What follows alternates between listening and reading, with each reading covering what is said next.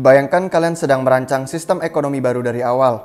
Kalian memutuskan semua hal mulai dari alokasi sumber daya, hingga hak properti, hingga cara seluruh sistem ini nantinya akan diatur dan dikendalikan. Lalu gimana cara desainnya? Sebenarnya nggak ada jawaban yang benar. Ini adalah pertanyaan yang telah diperdebatkan oleh para filsuf, politisi, dan ekonomi selama berabad-abad saat mereka merancang institusi. Bagaimanapun, para arsitek ini berusaha memuaskan cita-cita bersama dari komunitas ketika memikirkan kebebasan, peluang, keadilan, dan keamanan. Disadari atau tidak, arsitek blockchain menghadapi pertanyaan serupa saat mereka merancang blockchain.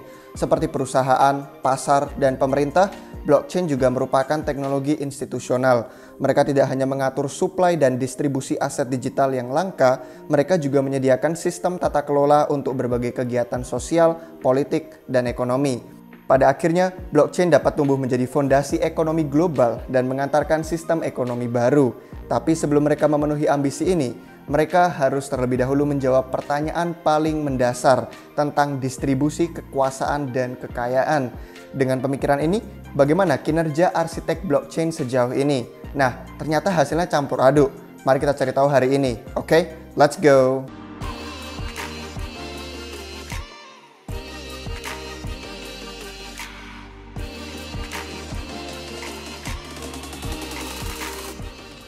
Hai guys, selamat datang kembali di Republik Rupiah. Jika kalian baru di sini dan belum tahu, kami adalah sekelompok peneliti dan investor yang punya passion akan finance dan crypto. Kami bukan penasihat keuangan, jadi anggap informasi yang kami bagikan hanya sebagai edukasi semata dan bukan nasihat atau saran untuk jual atau beli aset tertentu.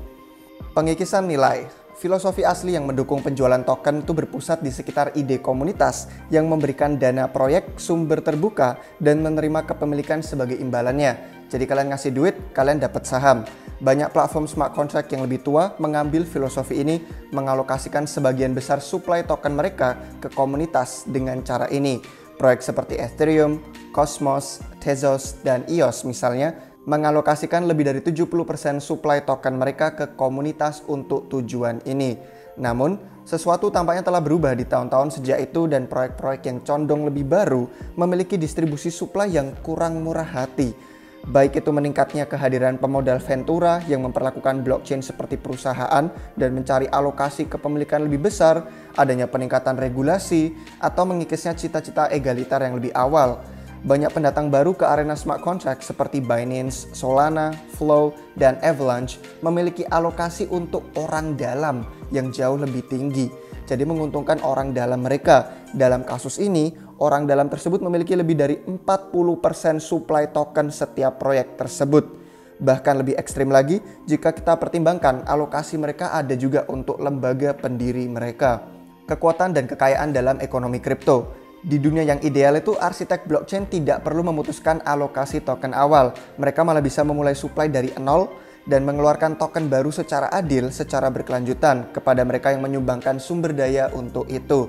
Nah, beginilah caranya Bitcoin itu dimulai. Dengan setiap koin yang pernah diterbitkan, sudah didistribusikan kepada para penambang untuk peran berharga mereka dalam mengamankan blockchain Bitcoin. Namun peluncuran adil seperti itu mungkin tidak lagi dapat dilakukan dengan jumlah perhatian yang didapatkan oleh kelas aset ini dan juga banyak ekspektasi dari orang-orang baru yang bisa mendapatkan keuntungan yang dimiliki oleh proyek-proyek baru.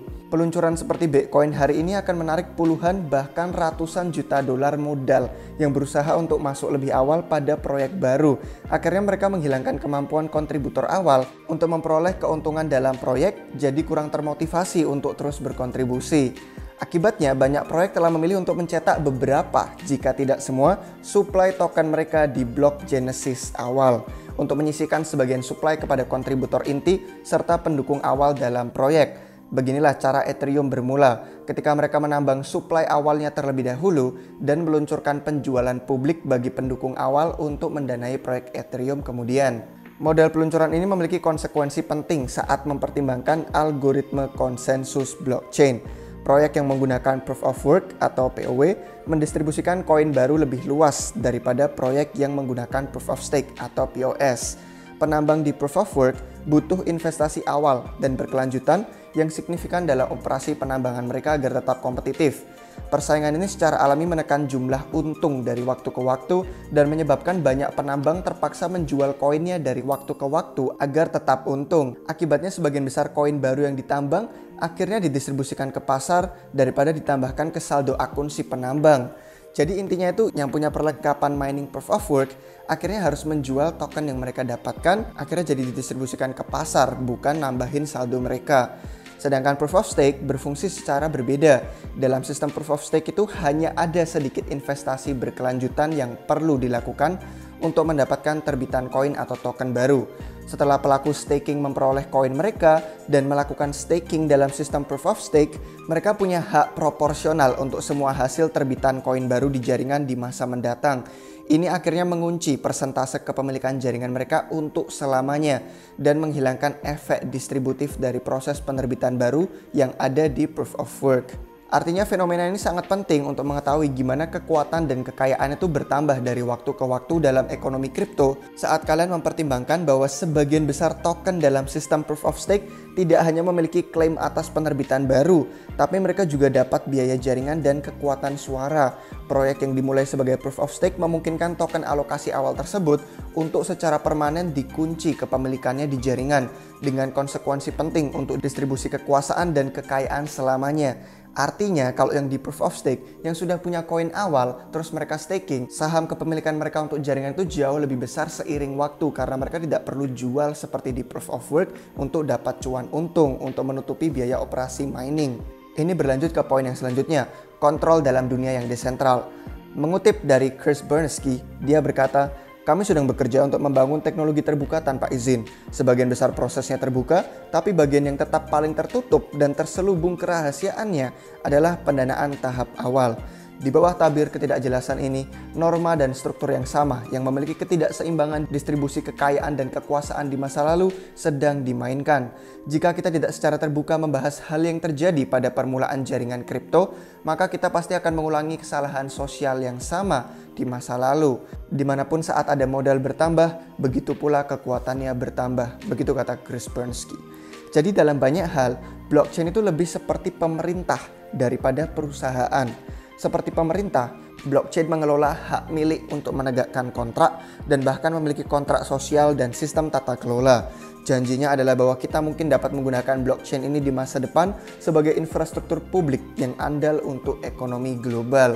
Visi ini jadi terkompromi saat konsentrasi kekayaan dan kekuasaan ada di tangan sejumlah orang dalam yang terbatas. Seperti proyek-proyek yang sudah kami sebutkan di awal tadi. Ya, akhirnya pemegang token dalam sistem proof of stake memiliki kontrol langsung atas blockchain seperti suara mana yang disetujui, peningkatan mana yang jadi prioritas, transaksi apa yang disertakan, dan berapa banyak biaya transaksi pada akhirnya.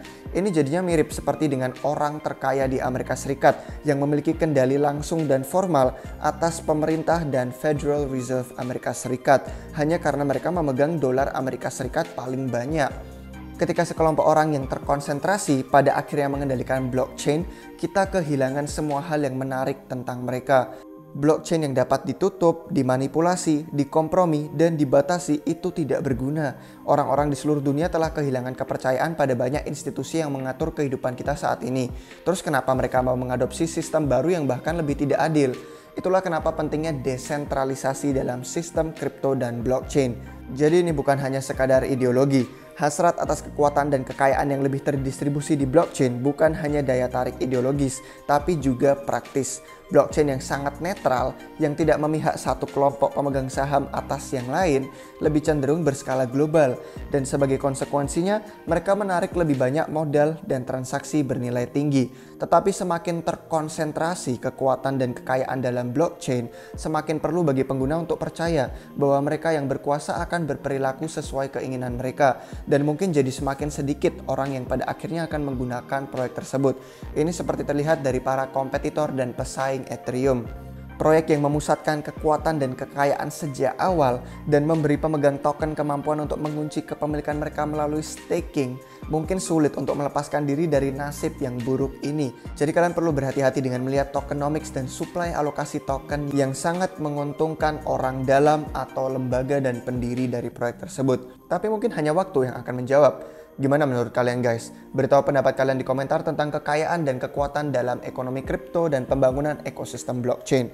Kalau kalian suka video ini, langsung like dan subscribe channel YouTube Republik Rupiah. Cek deskripsi di bawah untuk semua link media sosial kami dan follow juga jika tidak mau ketinggalan video atau notifikasi terbaru apapun dari kami. Terima kasih sudah menonton sampai akhir. Sampai jumpa kalian semua lagi di waktu yang berikutnya. Cheers!